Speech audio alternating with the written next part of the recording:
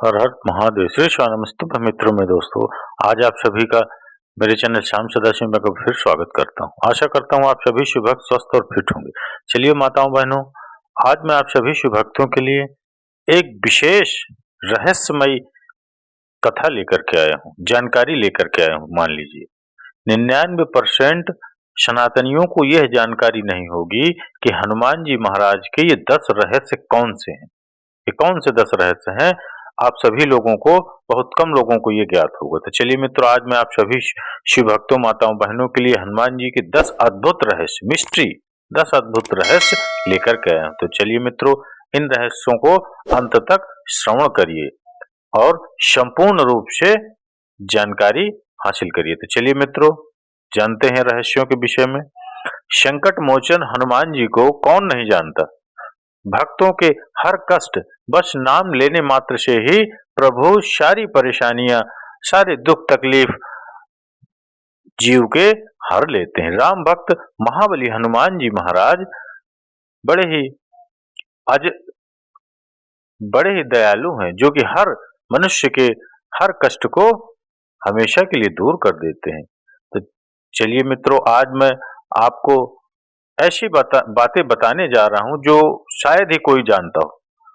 अंजनी पुत्र हनुमान जी के जीवन के कुछ रहस्य ऐसे भी हैं जो शायद ही कोई मनुष्य जानता हो। तो चलिए, आज मैं आपको इन रहस्यों के विषय में बताने जा रहा हूं, कुछ खास दिलचस्प रहस्य, जिन्हें जानकर आप भी यकीनन चौंक ही जाएंगे।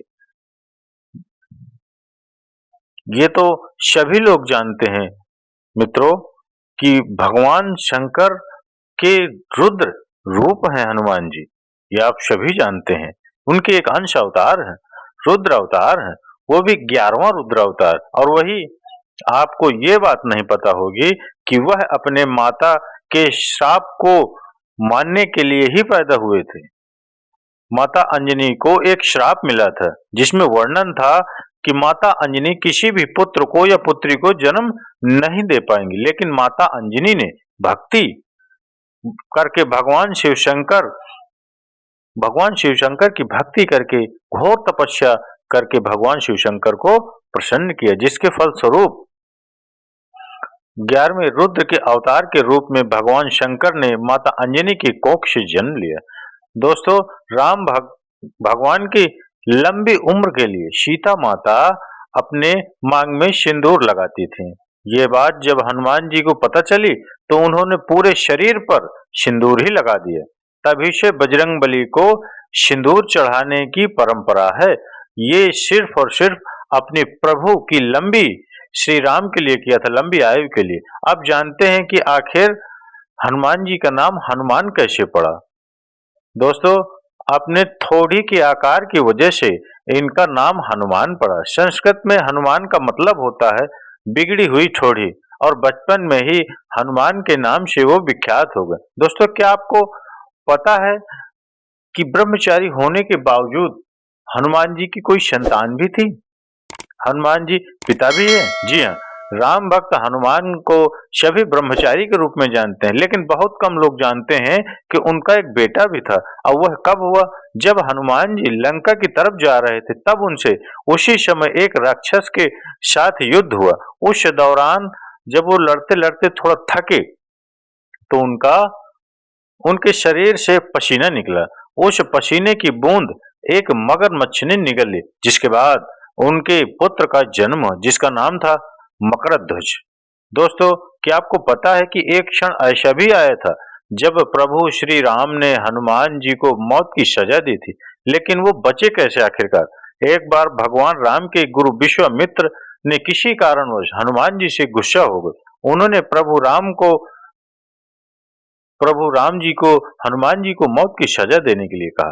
वो कारण क्या था, किस कारण से वो गुस्सा हुए थे? क्योंकि एक राजा थे जो श्री राम के अनन्य भक्त थे, लेकिन वो श्री राम जी को पहचानते नहीं थे, जानते नहीं थे, क्योंकि उस टाइम वो नहीं था ज्यादा, तो वो बहुत अनन्य भक्त थे प्रभु के। तो एक किसी कारणवश वहां हनुमान जी पहुंच जाते हैं।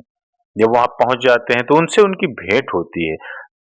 जब भेंट होती है तो एक समय की बात है, वहां पर एक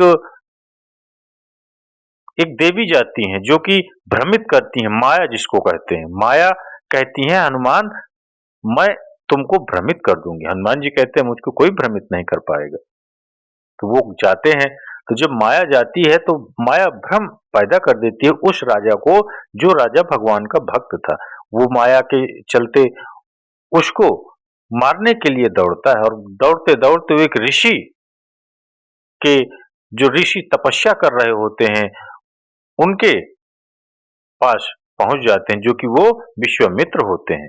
तो वो उस वृक्ष को काट देते हैं, जिस वृक्ष में वो एक माया रूपी दैत्य जो उसको भ्रमित कर रहा था उस राजा को, तो वो काटते हैं, तो वो वृक्ष विश्वामित्र जी के समीप गिरता है, जिससे उनकी तपस्या भंग हो जाती है। तो वो उनको मारने का श्राप देते हैं और मारने की प्रतिज्ञा करते हैं कि मैं इसको जीवित नहीं छोड़ूंगा। इस कारण से वो भगवान राम के पास जाते हैं कि भगवान राम उनके शिष्य थे, कि मेरे शिष्य, अब मैं वो शस्त्र उठाना उन्होंने त्याग दिया था, तो वो वहां जाते हैं भगवान श्री राम जी के पास कि आप चल के उस राजा का वध करिए।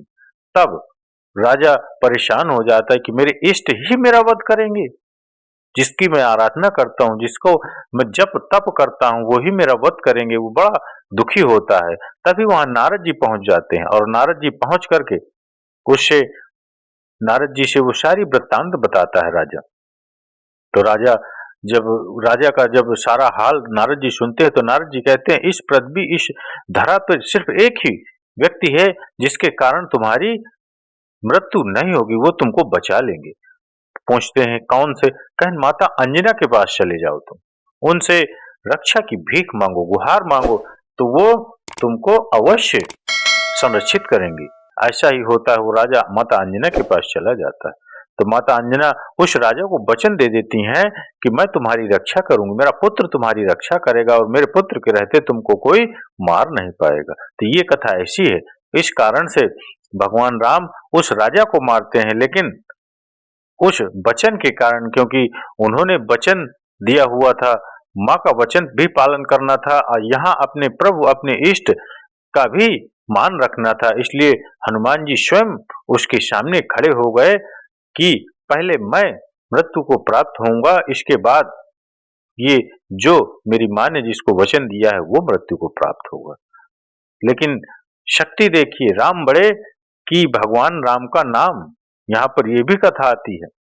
तो सिर्फ हनुमान जी महाराज जप कर रहे हैं, श्री राम जय राम, श्री राम जय राम। इस जप का मनन चिंतन कर रहे हैं, मन कर रहे हैं, जप कर रहे हैं, जिस कारण से भगवान राम का जो वाण है वो उन तक नहीं पहुंच पा रहा है। ये कथा है। भगवान राम ने अपने गुरु के वचन के पालन के लिए और हनुमान जी को मारने के लिए आगे बढ़े, क्योंकि वो गुरु को भी मना नहीं कर सकते थे हनुमान जी।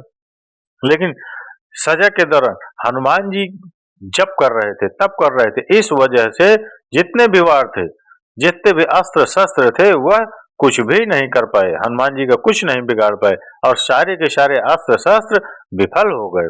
दोस्तों, लंका कांड शुरू होते ही हनुमान जी ने हिमालय जाकर वहां के पहाड़ों पर अपने नाखूनों से सबसे पहले रामायण लिखी थी। लेकिन जब रामायण लिखने के बाद वाल्मीकि जी को यह बात पता चला कि वे हिमालय गए हैं, ये हनुमान जी हिमालय जाकर रामायण लिख रहे हैं, तो वे बहुत ही निराश हुए, और ऐसे में हनुमान जी ने वाल्मीकि जी को परेशान देकर अपनी रामायण समुद्र में फेंक दी। दोस्तों, आपको महाभारत का वो किस्सा तो याद होगा, जब भीम ने एक वानर के साथ युद्ध किया और बाद में पता चला कि वो वानर कोई और नहीं हनुमान जी हैं। लेकिन आपको एक बात बता दे, पवन पुत्र हनुमान के भाई कोई और नहीं, वो भीम ही थे। जी हाँ, क्योंकि हनुमान जी भी पवन के पुत्र थे और भीम भी पवन के ही पुत्र थे। ऐसे में वह दोनों भाई भाई थे। दोस्तों, आप एक क्षण तो जानते ही होंगे, जब प्रभु श्री राम जी को अपना देह त्यागना था और वह जानते थे कि हनुमान जी को अगर इस बारे में पता चला तो वो तबाही मचा देंगे। प्रभु राम जी जानते थे कि उनकी मृत्यु को हनुमान जी स्वीकार नहीं कर पाएंगे, इसके कारण कहीं वे धरती पर उथल पुथल या प्रलय न मचा दें। इससे बचने के लिए उन्होंने ब्रह्मा जी का सहारा लिया था, और हनुमान जी को शांत रखने के लिए उन्हें पाताल लोक में भेज दिया था। इसके बाद प्रभु श्री राम ने अपना देह त्याग दिया था। वे ये भी जानते थे कि अगर यह बात उनके सबसे बड़े भक्त हनुमान जी को पता चली तो उस समय संकट आना तय था। दोस्तों, एक पल ऐसा भी आया जब माता सीता ने प्रेमवश एक बार हनुमान जी को एक बहुत ही कीमती सोने का हार भेंट में देने को सोची, लेकिन हनुमान जी ने इसे लेने से मना कर दिया। इस बात से माता सीता बहुत गुस्सा हो गई और उन्होंने कहा, क्या तुम हमारे इस हार को आप नहीं ले सकते? इसके पीछे की वजह क्या है? तब हनुमान जी ने अपनी छाती चीरकर उन्हें उसमें बसी उनके प्रभु राम की छवि दिखाई और कहा, उनके लिए इससे ज्यादा कुछ भी मूल्यवान नहीं है। और उसी समय के बाद से प्रभु श्री राम के मन में हनुमान जी के लिए अगाध प्रेम हो गए। दोस्तों, ये सब तो आप जानते ही होंगे, हर बार ये कहा जाता है सनातन धर्म में कि इस मंत्र का 108 बार जाप करें, या प्रभु श्री राम का नाम 108 बार लें, या हनुमान जी का नाम 108 बार लें, या क्या। लेकिन क्या आपको ये पता है, हनुमान जी के संस्कृत में 108 नाम है और हर नाम का मतलब उनके जीवन के अध्यायों का सार बताता है। जी हाँ, हर नाम उनके जीवन से जुड़ी हुई घटना से प्रेरित है, लिंक है। इसकी वजह से उनके 108 नाम बहुत ही ज्यादा प्रभावित है। तो दोस्तों, ये थी कुछ खास दिलचस्प बातें जो आपके लिए जानना बेहद जरूरी थी। अगर आपको ये हमारी खास वीडियो अच्छी लगी है, अगर आप भी हनुमान जी के सच्चे भक्त हैं, तो कमेंट बॉक्स में अवश्य लिखिए जय श्री राम। और अगर आपको वीडियो पसंद आई है तो इस वीडियो को लाइक करें और इस चैनल को जरूर सब्सक्राइब करें और इसको ज्यादा से ज्यादा अपने दोस्तों यारों तक शेयर अवश्य करें। चलिए मित्रों, हर हर महादेव, श्री शिवाय, नमस्तुभ्यं।